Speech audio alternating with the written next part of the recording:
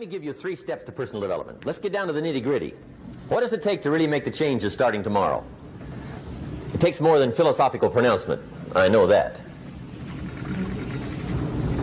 It also takes more than enthusiasm. I know we're hearing a lot about enthusiasm these days, but see, that just won't do the job. We're still hearing the old cliches of the 30s, right? To be enthusiastic, you must act enthusiastic. But see, that's not going to help. After you have leaped about, there are some things you got to do, or it isn't going to change. See, you can get all excited about lifting 200 pounds till you get to the gym.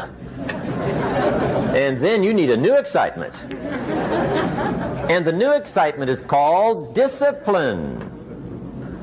Major step to human progress. Discipline. If there's one thing to get excited over, that's it.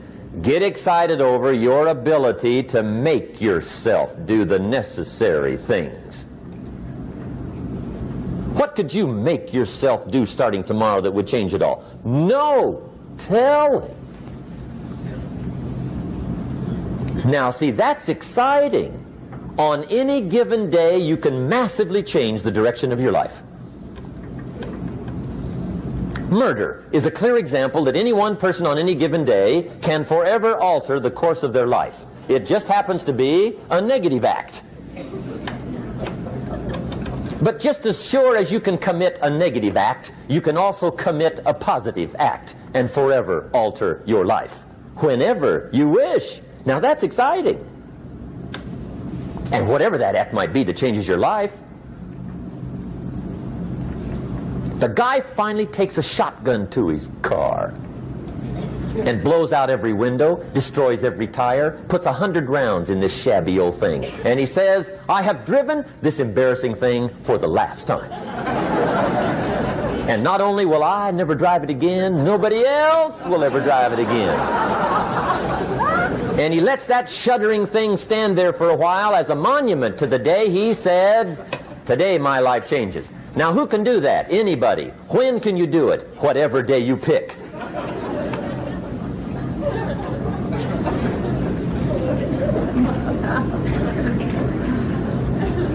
Now here's the key to discipline.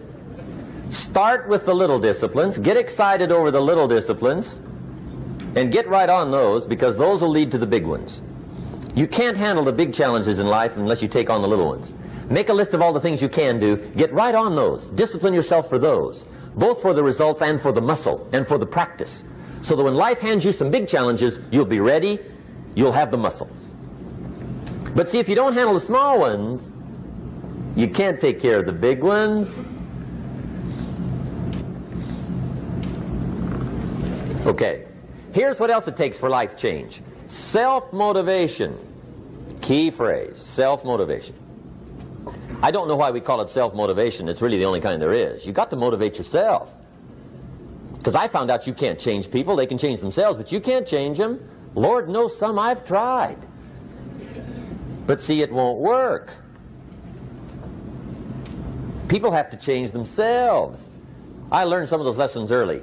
I built a little sales organization way back in those early days. I'm 25. And I had some nice people. I said, I'm going to make these people successful if it kills me. I almost died, right? I mean, you can't do that.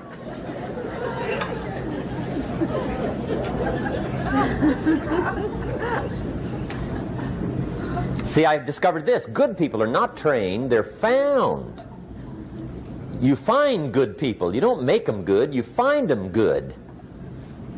Training really is for the purpose of finding good people. You don't need much instruction for a good person.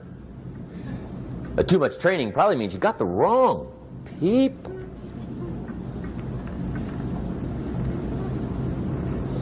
So you got to find the right people. That's the key to getting a good job done. One of the major things we learn in management, lesson 1, don't send your ducks to Eagle School.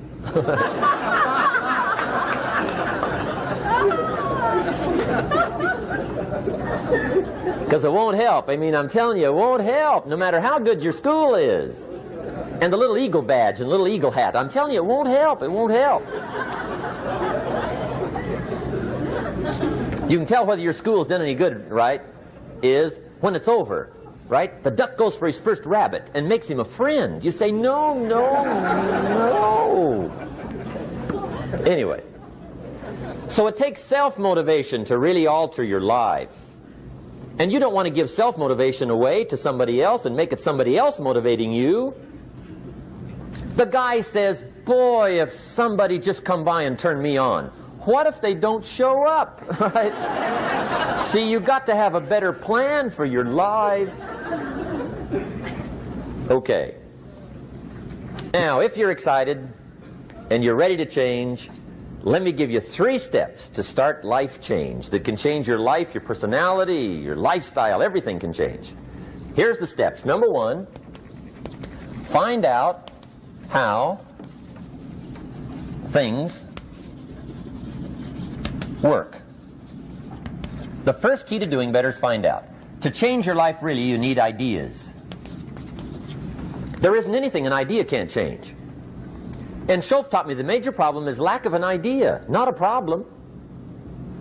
At first I didn't have any money. I said to Mr. Schoaf, I don't have any money. He said, that's not a problem. Now see, up until then I always thought it was. Right? I was confused. He said, no, no, the problem is lack of an idea on how to create money and wealth. It isn't lack of money, it's lack of ideas. So if you get the ideas, see, you can change anything. Now to get ideas, you need a constant study of finding out. Now Schoaf also said, when you find out something that works, put the information in your journal.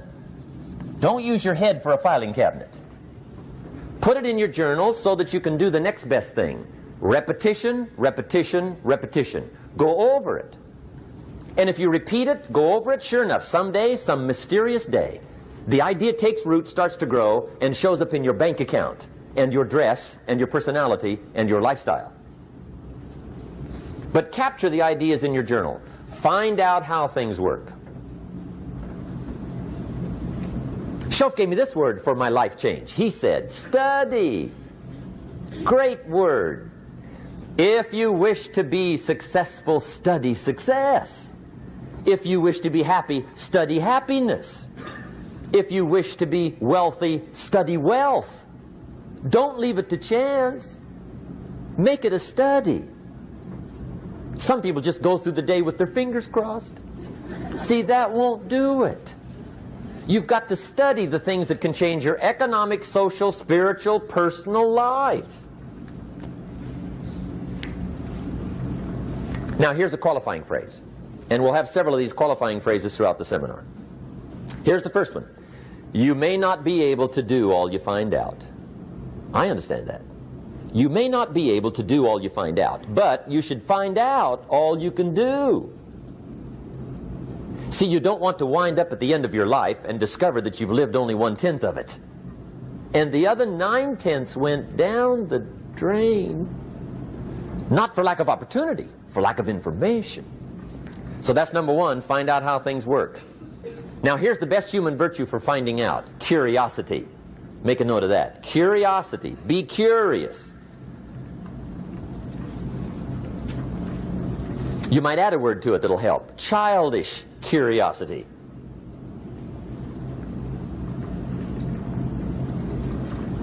What will kids do if they want to know something bad enough? Bug you. That's the phrase. They can ask 1,000 questions. You think they're through? They got another 1,000. They'll drive you to the brink. It's a virtue. When you gotta know, be like a child. In fact, Jesus, the master teacher, said, unless you can become like little children, you might as well forget it. You don't have a prayer. Excellent advice. You gotta be like children. 4 ways, in my opinion, to be like a child. Number 1 is curiosity. Number 2 is excitement. Get excited like a child over your ability to make yourself do anything for change. 3rd is faith. Have faith like a child. Adults are too skeptical. And 4th is trust. Trust is a childish virtue, but the rewards are incredible. So be like a child.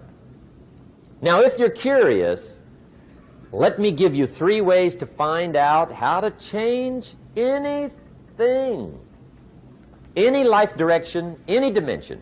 Here's 3 ways to find out how to change anything. Number 1 is to read. Become a good reader. All of the successful people I know and work with around the world, they're all good readers. Curiosity drives them to read. They got to know. They just read.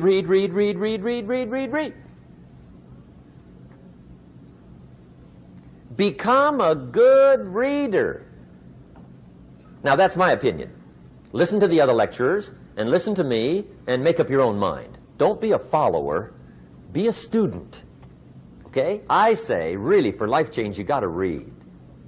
One way to learn is from your own experiences, but another way to learn is from other people's experiences. See, one book might save you 5 years if you read it. Did you know there's books on how to be stronger, more decisive, be a speaker, be a leader, have a better effect on other people, develop your personality? Did you know there's books on that? And people don't read them? How would you explain that? And they can read? Did you know that hundreds of successful people have written their stories in books and they wrote down how they did it and people don't read it? How would you explain that?